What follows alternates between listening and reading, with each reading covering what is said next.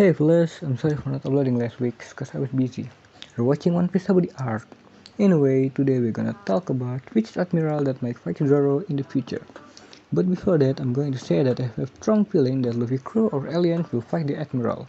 You guys probably still remember from the last video when I said that the Great Wall will black patch in red line, meaning that the place will be fatally damaged from the battle and will become a potential threat for both Gusherman and Mary Joes. It's kinda obvious that the admiral will also take part in the war. Zoro as the vice captain is going to be a spotlight, because he will fight one of them, though I still can't predict if the fight will be one-on-one or not. Well, putting that aside, the admiral who might fight Zoro is Fuji. Nah, he will be on Luffy's side, but that's another theory I'm going to talk about in the future. Maybe. Anyway, the admiral that will become Zoro's opponent is Borsalino, aka Kizaru. Okay, now I'm pointing out things that greatly support this.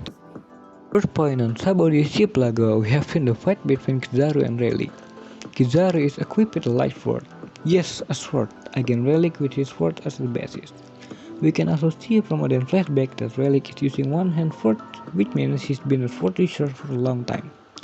This can also mean that Kizaru has more confidence with using a sword rather than fighting bare hand.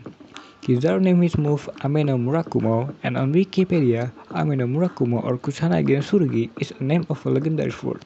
Intermezzo, I just realized when I'm reading this sword's history, you can see that Orochi was the one that had this sword or Ame no Murakumo inside his body.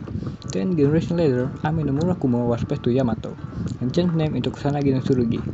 Okay, we already seen Yamato, so this indicates that Kizaru will come to Wano, or that Yamato will be the one to defeat Orochi.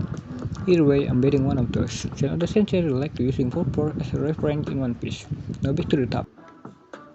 Second point, Kizaru also used kicking techniques. That's why a lot of fans are speculating that his opponent will be Sanji. But this far we only seen Kizaru using his leg against weak link, for example, Supernova during the Sabaody arc, Luffy and Marineford, and even the extras on this panel were kicked by him, thus also destroying one group with total ease. Third point is, we can see how Oda Tensei like to pair Kizaru against the paired crew second strongest quite a lot until now. Example are Rayleigh, Marco, and Ben Beckman. And on Sabaody, he also targeted Zoro first. And what more, since Akuiji left the Marine, Kizaru is the person to hold the admiral position for the long time.